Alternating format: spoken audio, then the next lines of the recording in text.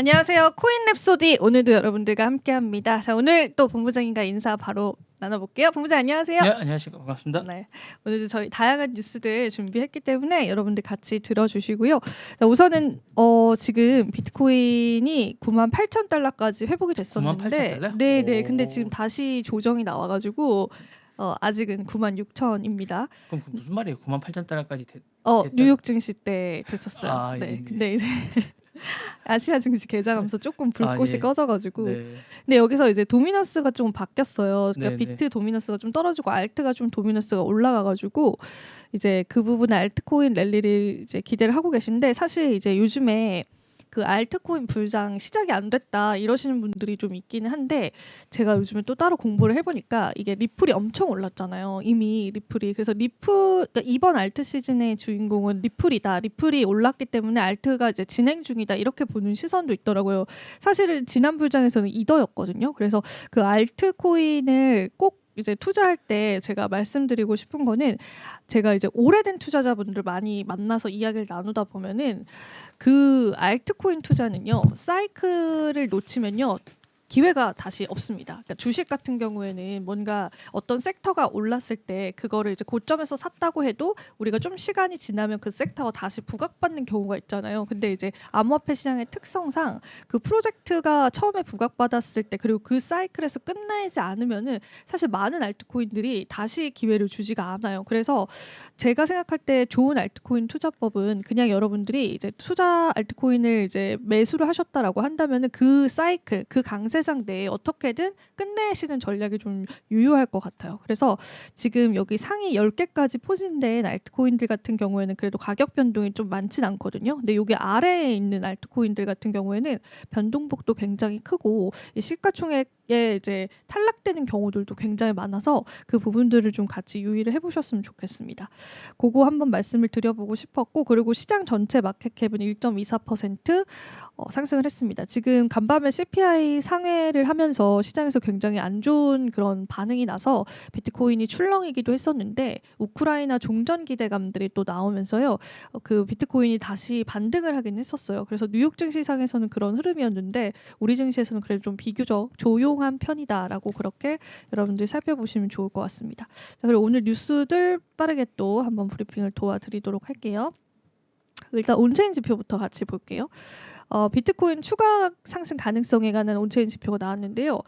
크립토덴의 크립토퀀트 기고자는 이제 유명하신 분이죠. 분석가로. 이번 사이클에서 비트코인의 가치는 아직 과대평가 구간에 진입하지 않았다라고 밝혔습니다.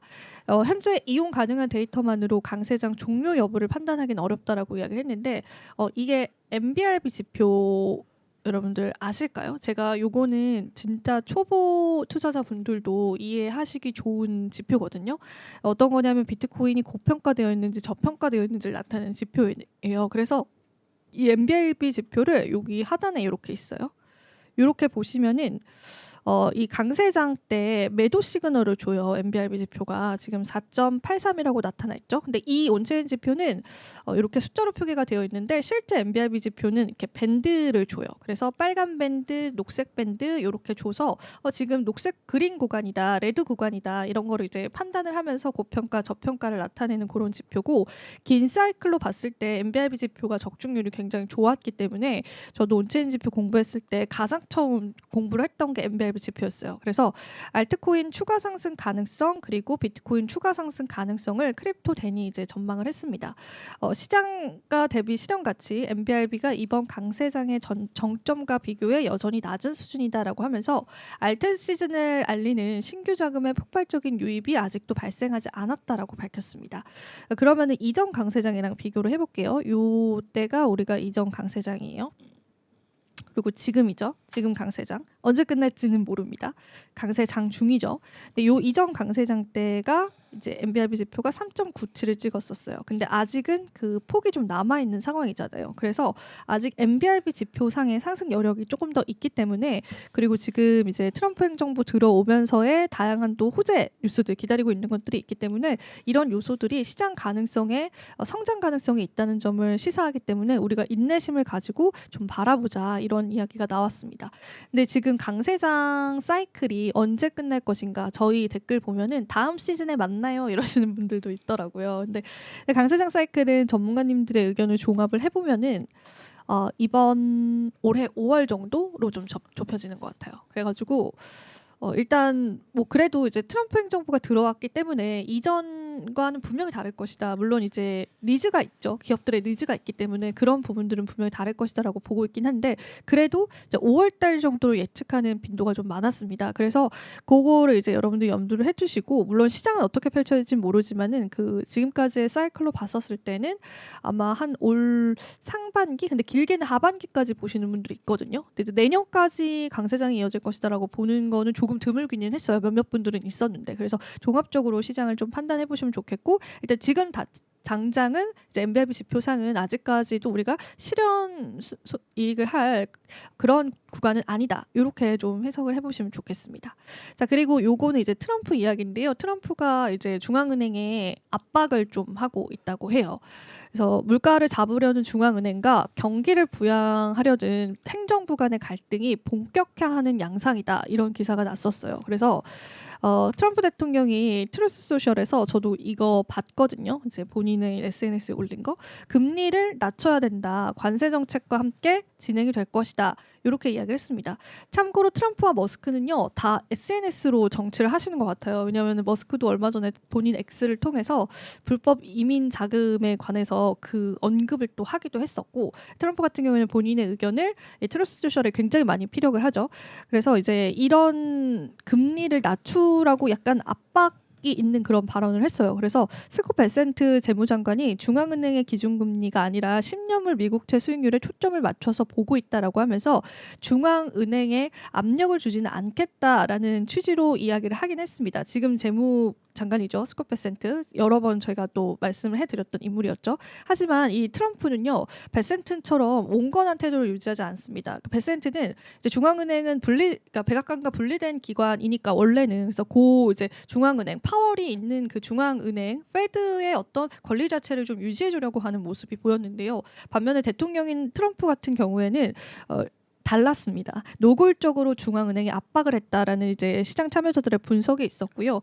그리고 오늘 파월 의장이 하원 청문회에서 증언을 했었는데 어제는 상원 청문회 소화를 했다. 그래서 뭐 CBDC를 안 하겠다고 했다. 그거 제가 전해드렸잖아요. 근데 이제 간밤에는 이제 하원 청문회를 했습니다. 상원 하원 모두 다 하고 재무 관련한 법안 발의들은 사실 하원 쪽에서 많이 이루어지거든요. 근데 하원 청문회 시작 전에 이 글을 올렸을 가능성이 크다. 이렇게 이야기를 하면서 이제 본격적인 압박을 하는 거 아니냐 이런 이야기들이 좀 나오고 있습니다. 하지만 누굽니까? 제롬 파월 연준 의장이죠. 연준 의장 굽히지 않을 기세다라고 합니다. 그래서 이제 트럼프 발언에 대해서 의원이 또 질문을 했어요. 트럼프가 너가 청문회 하기 전에 이런 이야기를 했는데 어떻게 생각을 하냐. 당연히 이제 기자들은 질문을 했겠죠. 그랬더니 이제 파월이 국민들이 연준을 계속 묵묵히 맡은 바 임무를 수행하면서 경제 상황에 근거해서 나는 결정을 내릴 것이다고 확신해도 된다. 나 흔들리지 않을 것이다. 이런 이야기를 또 했습니다. 그래서 이제 트럼프의 압박은 나는 이제 신경 쓰지 않겠다라고 그렇게 이야기를 했습니다. 근데 실제로 미국에서 느끼는 물가 불안은 굉장히 크다라고 합니다. 이제 CPI 지표를 판단하거나 물가가 올랐다는 걸 판단했을 때 계란값을 많이 참고를 한다고 해요. 근데 계란 가격이 이제 많이 오른 것이 실질적인 우리 이제 서민 물가잖아요. 그래서 그런 것들 때문에 국민들이 좀 체감하는 물가 자체는 굉장히 높다라고 해요. 그래서 식품과 에너지처럼 변동성 큰 부분을 제외한 근원 CPI도 이제 시장을 웃도는 그런 모습을 간밤에 보여줬기 때문에 이게 관세에 관한 영향력 때문이지 않을까? 이런 시장의 그런 의견들도 또 있었다라고 보시면 될 것 같습니다. 그리고 금리에 관한 시장 예측 자체도 굉장히 달라지고 있습니다. 그래서 이틀 전만 해도 연준이 금리를 더 낮추지 않을 것이다. 그러니까 올해 이제 앞으로 금리 인하를 없을 것이다라는 비율이 20%였는데 그게 이제 30% 정도로 비중이 많이 이제 늘어간 상황이고요. 뱅크 오브 아메리카는요. 그러니까 금리 인하 연준이 이제 안 할 거다. 이게 이제 기준금리가 될 것이다. 이렇게 사실 예상을 하기도 했었거든요. 그래서 그 부분에 관해서 이제 논란이 많고요. 지금 우리가 아주 최악의 CPI 지표가 9%였잖아요. 근데 지금 수치 한번 볼게요. 이제 이 그래프 여기를 좀 집중을 해보세요. 다시 조금 우상향 패턴이 보여지고 있거든요. 그래서 실질적인 시장에 관한 불안감들은 좀 있는 상태다. 그렇게 여러분들이 매크로적으로 한번 보시면 될 것 같고 실제로 이 이슈가 있고 비트코인이 또 급락을 했어요. 어느 정도 일부 폭을 반납을 하는 모습이 보여줬었기 때문에 이것도 우리 암호화폐 시장의 연관성으로 여러분들 같이 살펴보시면 좋을 것 같습니다. 다음 뉴스 바로 보겠습니다. JP모건은 대표적으로 암호화폐 가상자산을 비판하는 그런 월가의 대표적인 은행입니다. 그런데 그런 JP모건은 항상 언행 불일치를 합니다. 이제 JB 다이먼은 맨날 비트코인을 비판을 하지만 사실상 가상자산 현물 ETF를 구입했다, 매입을 했다 이런 소식이 또 전해지면서 이 비트코인에 관한 기관 투자는 여전하구나 이런 것들을 좀 확인을 해볼 수가 있었습니다. JP모건이 지난해 4분기 가상자산 현물 ETF 보유량이 100만 달러 이상인 것으로 밝혀졌습니다. 실제로 이제 우리나라도 그렇지만 미국 쪽에서는 이제 기업이 보유하고 있는 포트폴리오를 이제 공식적으로 제출을 해야 되잖아요. SEC 쪽에 그 서류가 있는데 이제 그게 제출이 된 거예요. 그래서 크립토 슬레이트가 인용한 JP모건의 SEC 제출 증권 보유 현황 보고서 13F라고 하거든요. 우리는 요거를 이제 시장 참여자들은 많이 참고를 하면서 이런 기업들이 비트코인을 샀네, 이런 기업들이 비트코인 ETF를 샀네, 이런 거를 좀 파악을 많이 하는데요. 이게 또 다만 후행 지표 예요. 그러니까 얘기를 하자면은 이제 지난 4분기 때 이루어졌던 일이고 뭐 작년에 이루어졌던 일이기 때문에 지금 당장의 수요를 예측을 하기에는 다소 무리가 있는 그런 지표이긴 하지만 그래도 이런 기업과 기관 투자자들은 단기 투자를 대부분 안 하기 때문에 매집을 하고 있구나라는 관점에서 보면 좋을 것 같아요. 그래서 JP모건은 2024년 4분기 기준 100만 달러 상당의 가상자산 현물 ETF를 보유 중이다라고 합니다. 그런데 비트코인만 가지고 있는 게 아니에요. 이더리움도 샀습니다. 그래서 이 비트코인 현물 ETF 경우에는 96만 4,322달러 가량을 보유하고 있고요. 이더리움은 3만 9,569달러 상당을 보유 중인 것으로 파악이 됐습니다. 물론 이제 비트코인 대비해서는 조금 적은 물량이긴 하지만 이더리움 쪽에 관해서도 JP모건이 이제 매수를 했다. 다만 이제 현물을 매수한 건 아니고요. 그 ETF를 보유를 했습니다. 그래서 이런 게 이제 기업들의 포트폴리오로 실제로 편입이 좀 되고 있다라는 그런 관점들 여러분들 살펴보시면 좋겠습니다. 요거는 재밌어서 가져갔어요. 코인베이스가 인도 시장 재진입 추진을 했어요. 인도 IPO를 추진을 하는데 사실 인도가 14억 인구이고 거기가 이제 굉장히 똑똑하신 분들이 많잖아요. 이제 뭐 빈부격차 굉장히 심하기는 하지만 또 젊은층 인구가 많고 그분들이 대부분 영어를 사용한단 말이에요. 그래서 이제 우리가 개발도상국 중에서 가장 성장 가능성이 폭발적으로 큰 거는 인도이다. 이렇게 보는 시장의 시선이 많은데 이제 코인베이스가 인도 시장 재진입을 추진한다라고 합니다. 버릴 수 없어 인도 시장. 인도 시장을 빨리 선점을 해서 이제 영업이익도 내야 되고 그런 상황인 거죠. 그래서 인도 금융정보국 등 당국과의 현지 서비스를 재개하는 방안을 논의 중이다라고 했습니다. 사실 코인베이스가 2023년도에도 이제 들어가려고 했었는데요. 규제 이슈로 현지 서비스를 좀 중단하기는 했었어요. 근데 이제 다시금 문을 두드리는 겁니다. 또 이제 인도 시장을 공략을 하겠다고. 그래서 이제 FIU 등 인도 금융당국은요. 해외 가상자산 거래소의 강경한 입장을 지금까지 취해왔습니다. 이거는 사실 국내도 마찬가지예요. 우리가 바이낸스도 우리나라 규제 때문에 지금 한국어 서비스 지원 안 하잖아요. 그래서 이제 약간 폐쇄적인 그런 면이 있는 것 같아요. 그러니까 해외 거래소가 한국에서 들어와서 지사를 설립하거나 막 그런 부분들에 관해서 일단 폐쇄적인 국가들은 확실히 있는 것 같습니다. 그리고 이제 이 인도 금융당국에서 인도가 이제 가상자산 거래소가 인도에서 불법적으로 운영되고 있다 그렇게 지적을 했는데 사실 요거는 언제나 딴지 걸 때 나오는 약간 명분 같은 거 그렇게 생각을 해주시면 될 것 같고 바이낸스도 인도에서 사업을 잠시 중단했다가 지난해에 서비스를 재개했다고 해요. 그래서 코인베이스 측도 인도 시장을 긍정적으로 평가하고 있다라고 하면서 당국의 규정을 준수할 계획이다라고 그렇게 밝히기도 했습니다. 자 그리고 오늘 마지막 소식이 될 것 같은데요. 요거는 이제 조금 더 자세히 다뤄주면 좋을 것 같아서 이제 정부 측에서 가상자산에 관한 법인 계좌 허용 이야기가 좀 나왔는데요.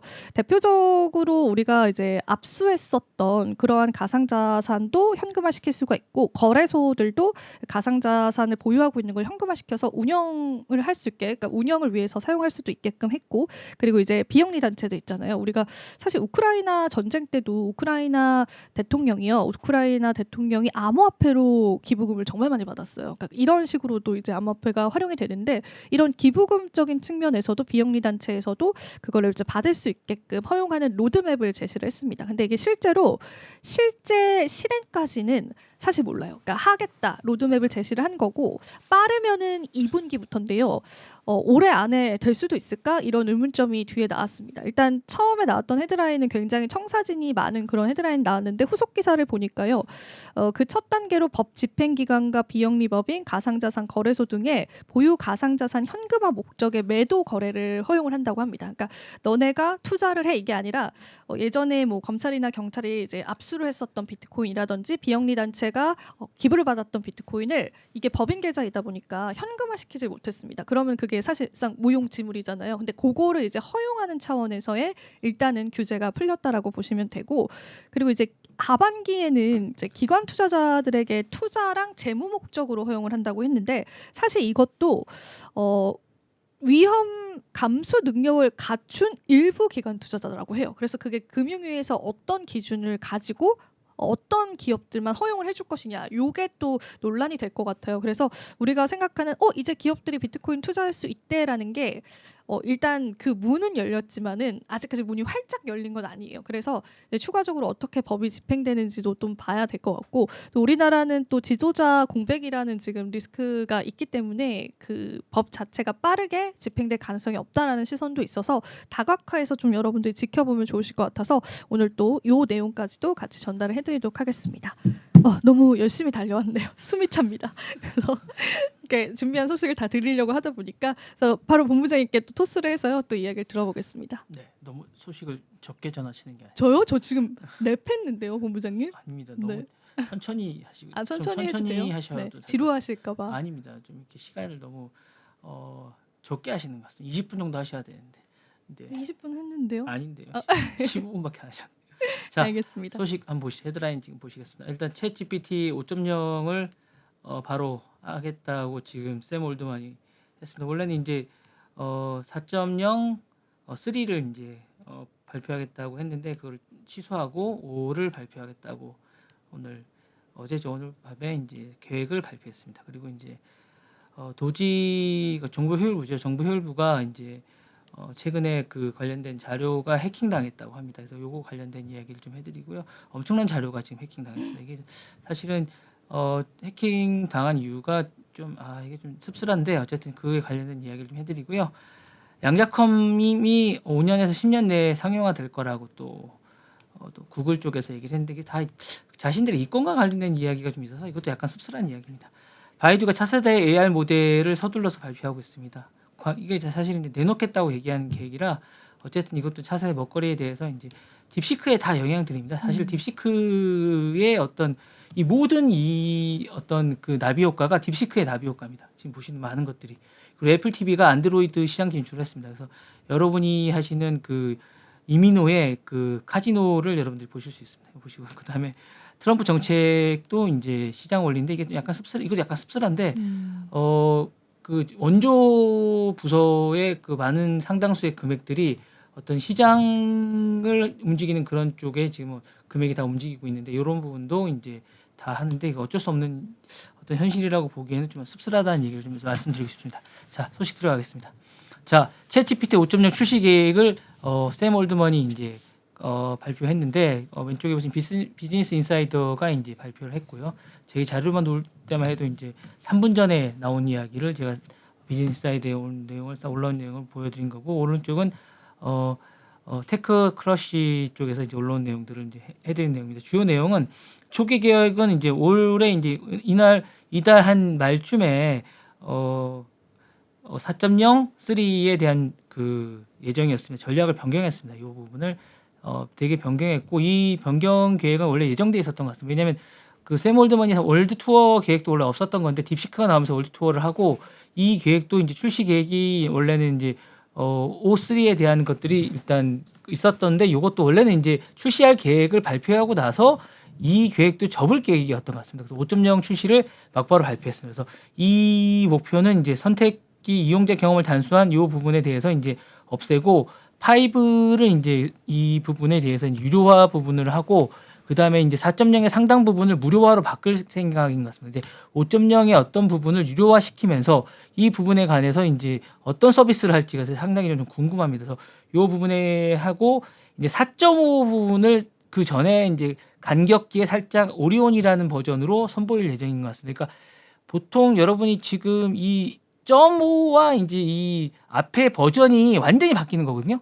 그러니까 요게 아시는 분은 모르겠지만 이 버전이라는 게 상당히 완전히 바뀌어야 버전을 보통 얘기를 할 수 있습니다. 그러니까 이게 앞에 게 숫자가 바뀌는 건 상당히 많은 걸 바뀌어야지 앞에 걸 내놓을 수 있는 거거든요. 이게 자존심 문제라 앞에 게 바뀐다는 건 완전히 뭔가를 혁신을 하지 않으면 앞에 버전을 바꿀 수가 없습니다. 이게 기본적으로 그렇게 하지 않으면 엄청난 욕을 먹기 때문에 챗GPT가 뭔가 자신감이 있는 뭔가를 내놓는다는 얘기입니다. 앞에 게 뭔가 숫자가 하나 바뀐다는 건 지금과는 다른 뭔가를 완전히 내놓는다는 겁니다. 그래서 5.0은 정말 기대해도 된다는 거죠. 그러니까 이 자신감이 있다는 겁니다. 샘 올드먼이 뭔가 자신감이 있다는 걸 지금 전제하고 있는 겁니다.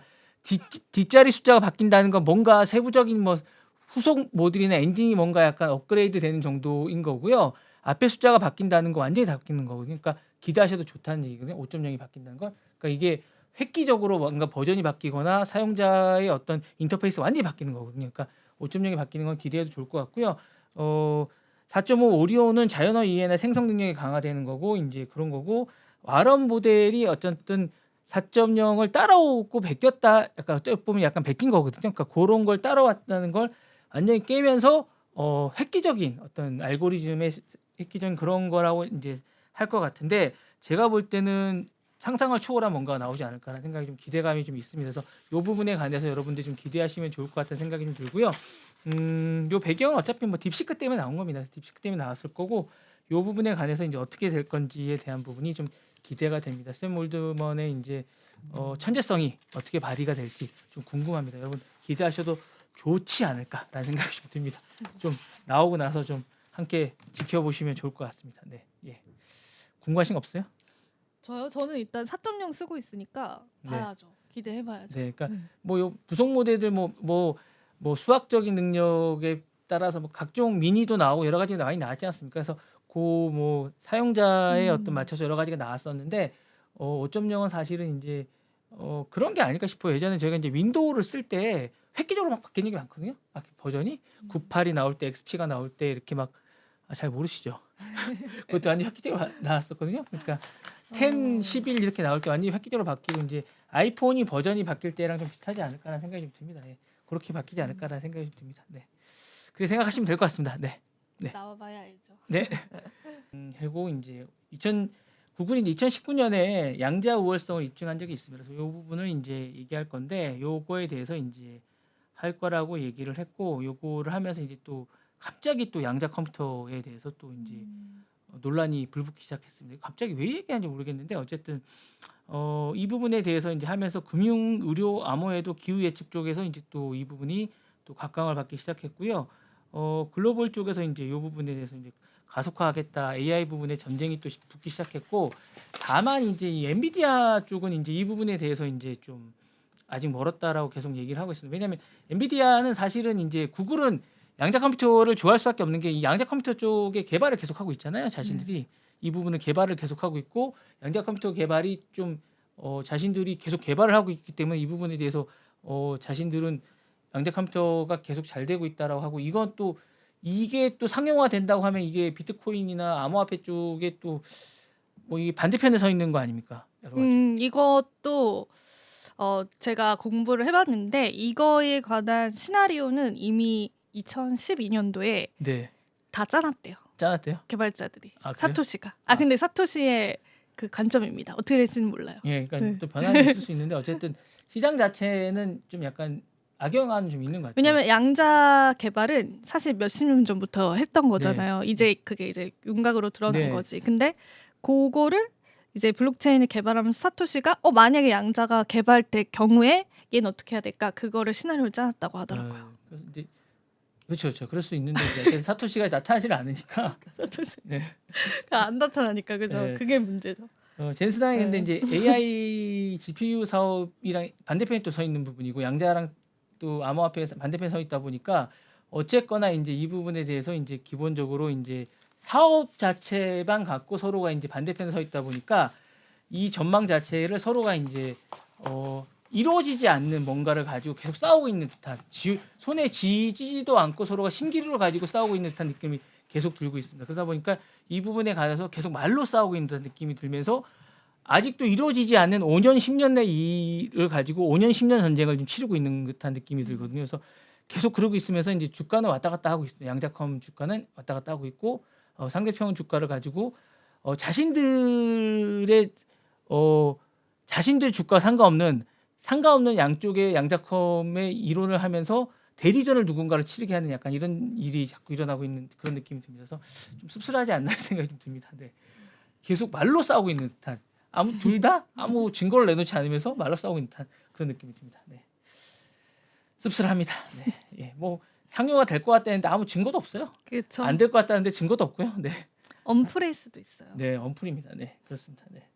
요즘 구글이 실적이 없습니다. 그래서 그런 것 같습니다. 네. 그래서 그냥 언플하고 있는 것 같습니다. 순다사이. 예. 다음 소식 전해드리겠습니다.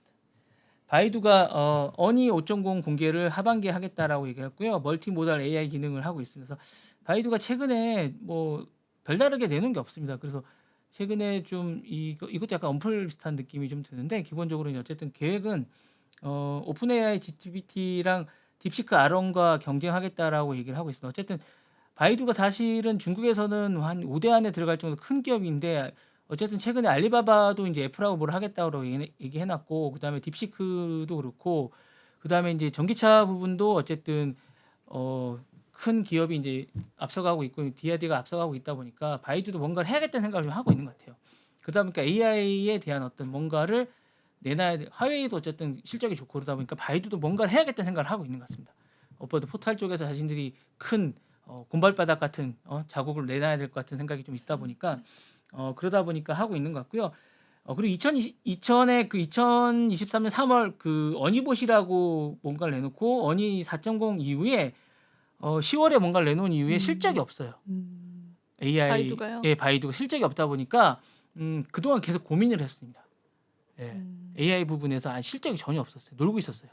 그리고 이제 국내 쪽에 이제 어떤 국내 시장에서 실적에 만족하다 보니까 AI 모델에서 계속 뒤지고 있었습니다. 그러다 보니까 이 부분에서 내외적으로 아주 약간 비판을 많이 받고 있었습니다. 그러다 보니까 이제 그런 게 있었고 5.0에 대한 기대감이 좀 있는데 어떤 실적을 내놓을지는 좀 고민이 있습니다. 그러니까 바이두가 사실은 이제 등치는컨대 기본적으로 이제 테크닉적으로 이제 자이언트라고 표현을 하지만 사실은 실적이 그동안 계속 없었고요.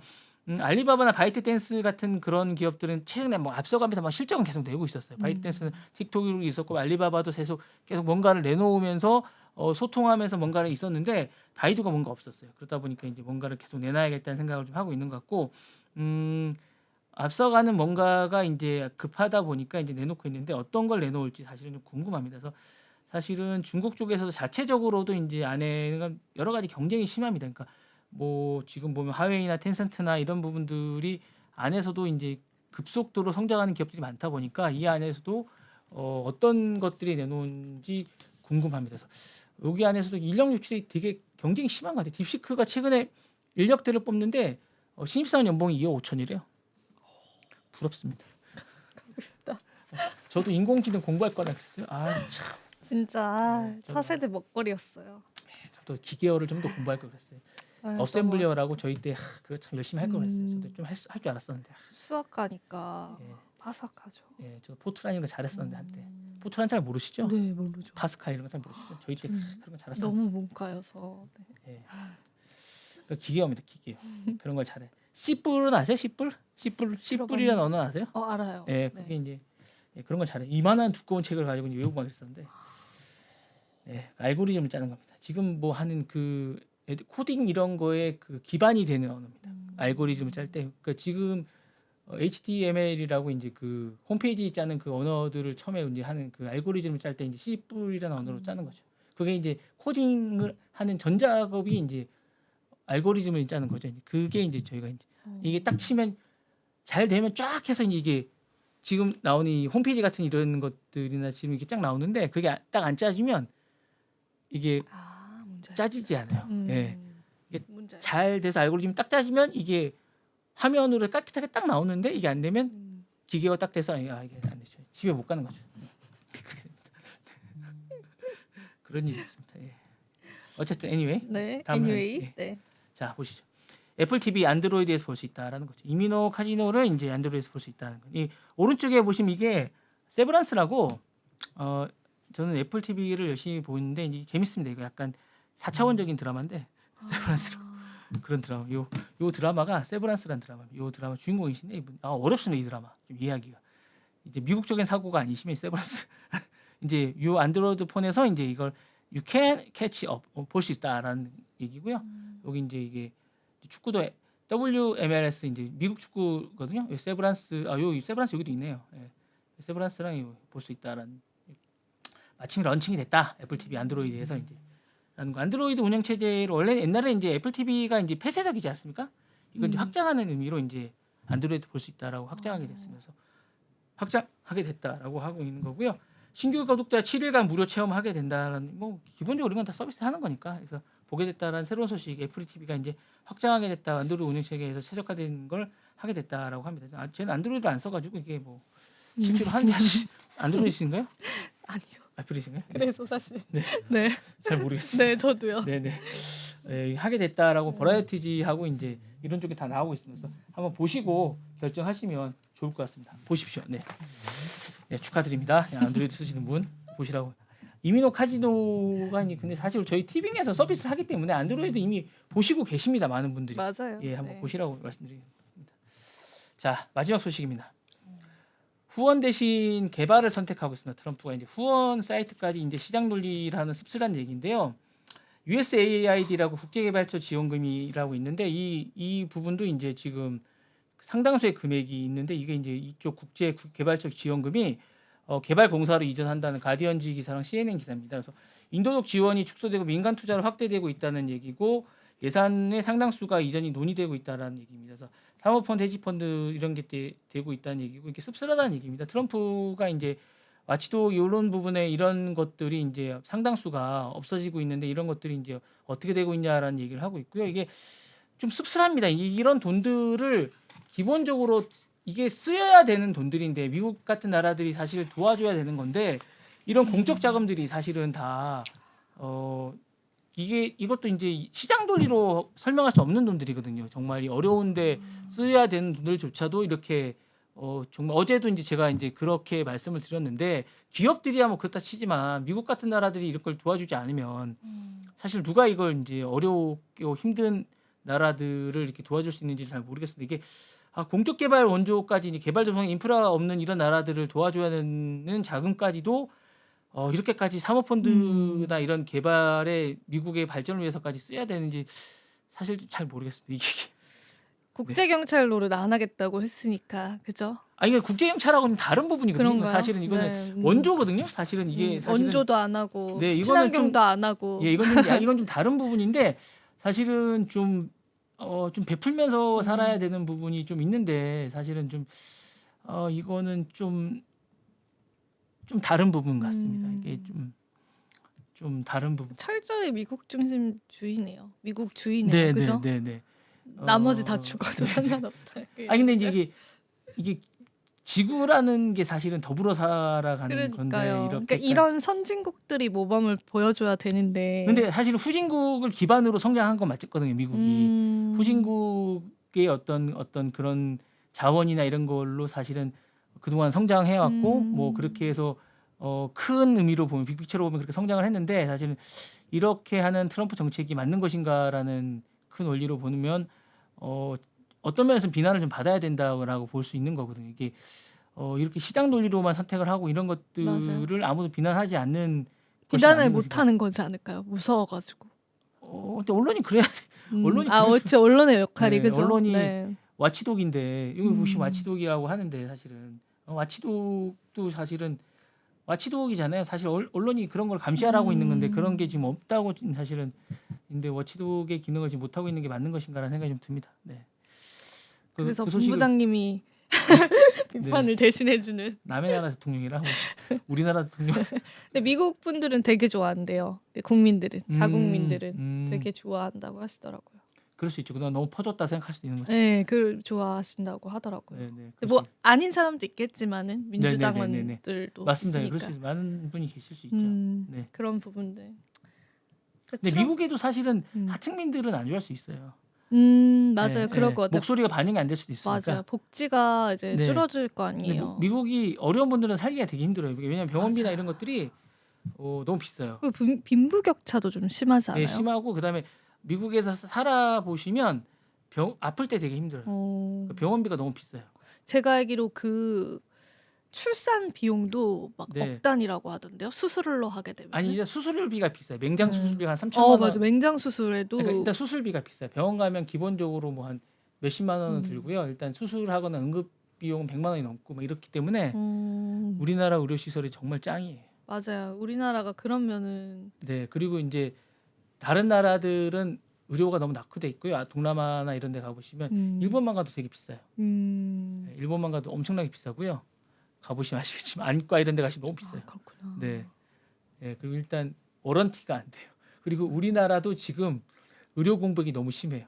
지금 가보시면 여러분 외과 치료를 받으시려면 지금 너무 힘들어요. 외과를 제대로 하는 데가 없어요. 뭐가 찢어지시잖아요, 여러분. 지금 뭐가 찢어지시면 적당히 받을 데가 없어요. 뭐 어디 찢어지시면 꼬매줄 데가. 성형외과 말고는 일반 외과는 응급실 말고는 아프지 말아야 돼요. 다치지 말아야 돼요. 성형외과나 그냥 일반 외과 별로 없어요, 우리 주변에. 그렇구나. 네. 외상외과가 없는 거죠. 예, 외상외과 별로 그죠? 없으세요. 지금 우리나라 주변에 일반 3차 의료기관 말고는 외상외과 별로 없습니다. 그렇네. 생각해 보니까. 예, 없습니다. 그래서 응급실을 꼭 가셔야 되는 상황이라 좀 힘듭니다. 그래서 여러분 좀 뭐 그런 부분은 우리 주변에 어느 순간 외과가 없어졌어요. 보시면 외과가 일반 외과가 없어져서 힘듭니다. 예. 그래서 수의사한테 맡겨야 되나? 뭐 이런 알겠습니다. 영화에 나오는 그런 날이 오죠. 편집될 것 같아요. 네? 이거 네. 편집될 것 같아요. 네, 죄송합니다. 알겠습니다. 네. 그 지금 트럼프 허니문 기간이죠. 취임 이후 100일까지가 허니문 기간이라고 하는데 이 허니문 기간에 정말 많이 시장이 움직이는 것 같아요. 그래서 저희도 끊임없이 계속 뉴스가 쏟아지는 시장인 것 같습니다. 그래서 최대한 많이 빠르게 전달해드리기 위해서 저희 또 코인 랩소디 노력 많이 하겠습니다. 네. 네, 오늘도 긴 시간 시청해주셔서 고맙습니다. 여러분 내일 또 만나요. 감사합니다.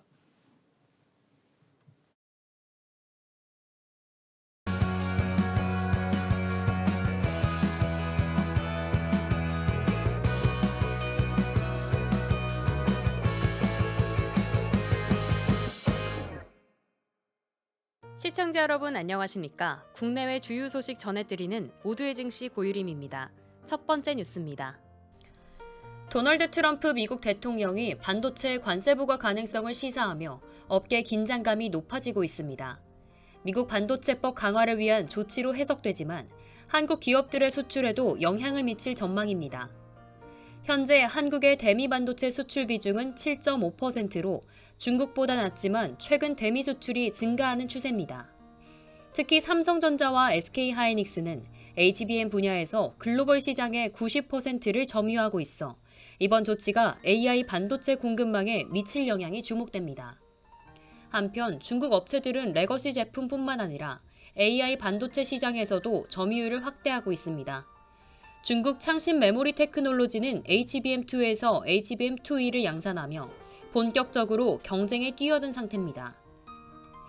디램 가격 하락과 함께 낸드 플래시 시장에서도 중국의 물량 공세가 거세지고 있어 한국 업체들은 프리미엄 제품으로 차별화를 꾀해야 하는 상황입니다. 전문가들은 한국 반도체 업계가 관세 장벽을 넘기 위해 미국 내 생산 라인을 확대하고 빅테크 기업과의 협력을 강화해야 한다고 조언합니다. 중국 정부의 지원을 등에 업은 반도체 업체들이 빠르게 성장하면서 한국 반도체 산업이 넛크래커 상황에 놓였다는 분석도 나오고 있습니다. 업계는 HBM 등 첨단 기술력을 바탕으로 글로벌 시장 경쟁력을 유지하는 것이 관건이 될 것이라고 보고 있습니다. AI 시대를 맞아 한국 반도체 업계가 새로운 도전에 직면하고 있는 가운데 트럼프발 관세 압박과 중국 업체들의 공세 속에서 어떻게 돌파구를 마련할지 주목됩니다.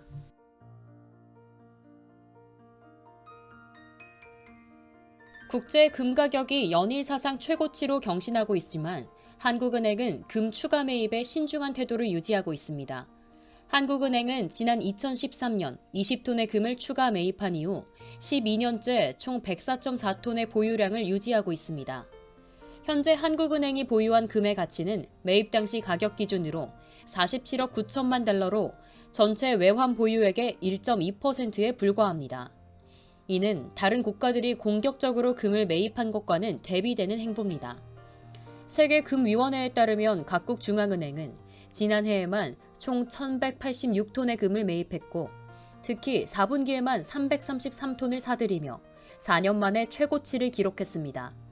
그 결과 한국은행의 금 보유량 순위는 2013년 32위에서 지난해 38위로 6계단 하락했습니다. 한국은행은 금 매입을 서두르지 않는 이유로 유동성 문제를 꼽습니다. 금은 주식이나 채권보다 현금화가 어려워 즉시 유동화가 필요한 외환 보유액 운용에 적합하지 않다는 판단입니다. 특히 최근 원달러 환율 방어를 위한 시장 개입이 잦아진 상황에서 외환 보유액이 4천억 달러 밑으로 떨어질 가능성이 제기되면서 유동성이 더욱 중요한 요소로 떠오르고 있습니다. 또한 높은 변동성도 금 매입을 주저하는 이유입니다.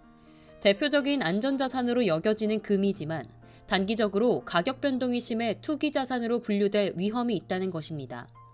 실제로 한국은행이 2011년에서 2013년 사이 90톤의 금을 매입한 이후 2015년 금 가격이 급락하면서 금 시세의 변동성을 경계하는 기류가 강해졌습니다. 현재 중국, 러시아, 튀르키예 등은 금 매입을 적극적으로 늘리고 있습니다. 그러나 한국은행은 이러한 흐름에도 신중한 태도를 유지하고 있습니다. 다만 한국은행이 금 추가 매입 가능성을 완전히 배제한 것은 아닙니다. 금 가격이 온스당 3,000달러를 돌파할 것이라는 전망이 나오면서 한국은행의 향후 금 보유 정책에도 관심이 모아지고 있습니다.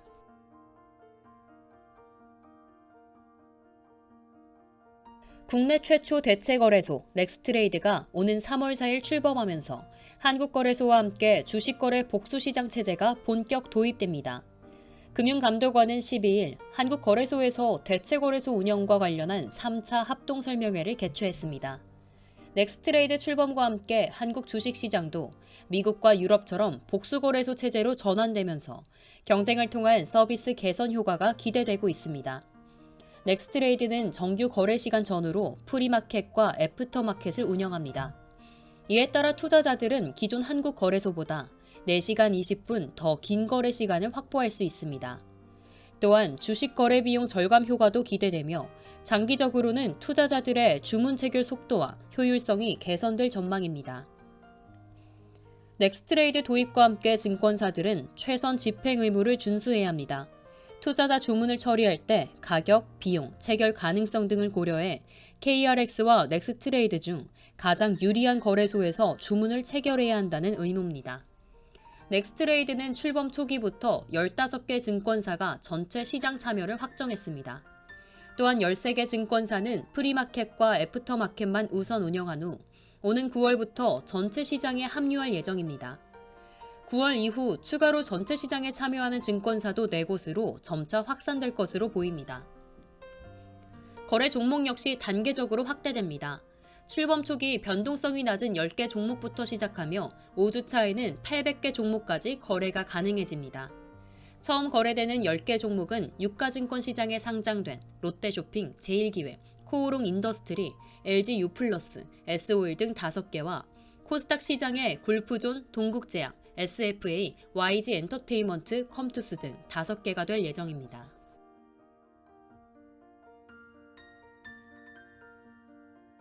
SK텔레콤의 주가가 올해 20% 상승할 가능성이 높다는 전망이 나왔습니다. 하나증권은 13일 SK텔레콤에 대한 투자 의견을 매수로 유지하고 목표 주가를 7만 원으로 제시했습니다. 하나증권은 SK텔레콤이 올해 유의미한 이익 성장을 기록할 것이라며 적극적인 매수 대응을 권고했습니다. 전날 종가 기준 목표 주가 7만 원은 약 25% 상승 여력을 의미합니다. SK텔레콤의 지난해 4분기 영업이익은 2,541억 원으로 시장 전망치를 크게 밑돌았습니다. 하지만 하나증권은 이에 대해 대규모 희망퇴직 비용이 반영된 결과일 뿐 실적 자체는 양호한 수준이라고 평가했습니다. 김홍식 하나증권 연구원은 일회성 비용이 없었다면 3천억 원 이상의 영업이익을 기록했을 것이라며 기본적인 실적은 탄탄하다고 분석했습니다. 또한 5G 가입자 증가세 둔화에도 불구하고 이동전화 매출이 전년 대비 증가한 점, 마케팅 비용 절감이 실적 개선에 기여한 점도 긍정적인 요소로 꼽았습니다. 올해 SK텔레콤의 실적 전망도 밝습니다. 김 연구원은 지난해 기저효과로 인해 올해 이익 성장이 더욱 두드러질 가능성이 크다며 이동전화 매출 증가와 비용 절감 효과가 지속될 것이라고 내다봤습니다. 또한 SK텔레콤이 단기적으로 최대 8천억 원, 장기적으로 최대 1조 원까지 배당금을 지급할 수 있는 여력을 보유하고 있다고 분석했습니다. 그는 KT보다 낮은 시가총액이 형성될 경우 적극적인 매수 대응이 필요하다고 강조했습니다. SK텔레콤의 올해 실적 성장과 배당 확대 기대감이 주가에 긍정적인 영향을 미칠지 주목됩니다.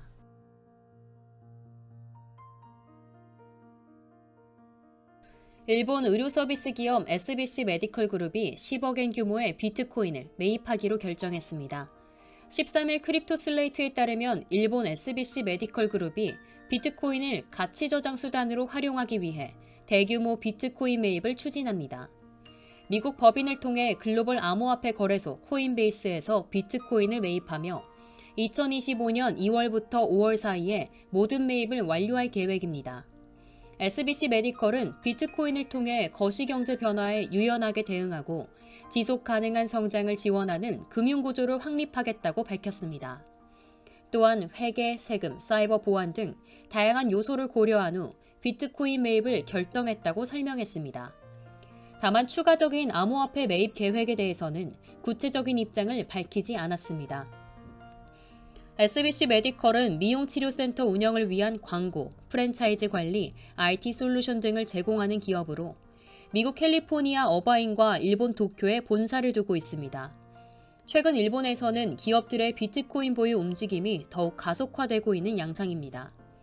SBC 메디컬의 이번 결정도 비트코인 보유 전략으로 주가가 1년 새 3,500% 급등한 메타플래닛 사례에서 영향을 받은 것으로 보입니다. 메타플래닛은 현재 1,762 비트코인을 보유 중이며 2025년까지 1만 비트코인, 2026년까지 2만 1,000 비트코인을 확보할 계획이라고 발표했습니다. 일본 게임 개발사 구미도 이번 주 10억엔 상당의 비트코인을 매입하겠다고 밝혀 비트코인 도입 움직임이 더욱 확산될 전망입니다. SBC 메디컬 그룹의 이번 비트코인 투자 결정은 일본 내 비트코인 채택이 의료 헬스케어 산업까지 확장될 가능성을 시사하고 있는 가운데 향후 일본 기업들의 암호화폐 투자 전략이 금융시장에 어떤 영향을 미칠지 주목됩니다.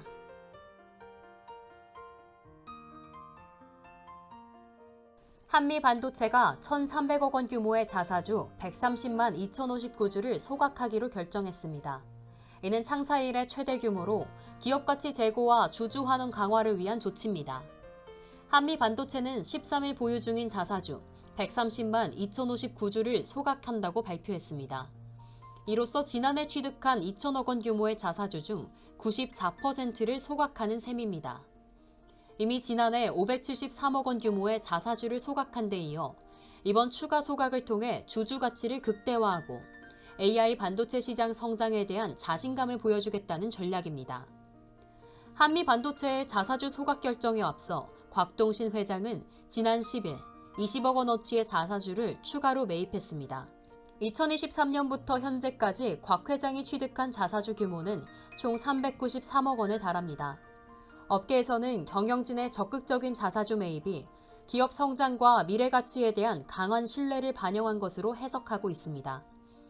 1980년 설립된 한미반도체는 고대역폭 메모리 생산용 장비인 TC 본더 시장 점유율 1위를 차지하고 있으며 현재 320개 이상의 글로벌 고객사를 보유하고 있습니다. 특히 AI 반도체 시장이 급성장하면서 한미 반도체의 반도체 패키징 장비에 대한 수요도 증가할 것으로 전망됩니다. 한미 반도체의 이번 자사주 소각 결정은 주주 가치 제고와 기업 신뢰도를 높이기 위한 전략적 조치로 평가됩니다. AI 반도체 시장이 지속 성장하는 가운데 한미 반도체의 시장 지배력이 더욱 강화될지 주목됩니다.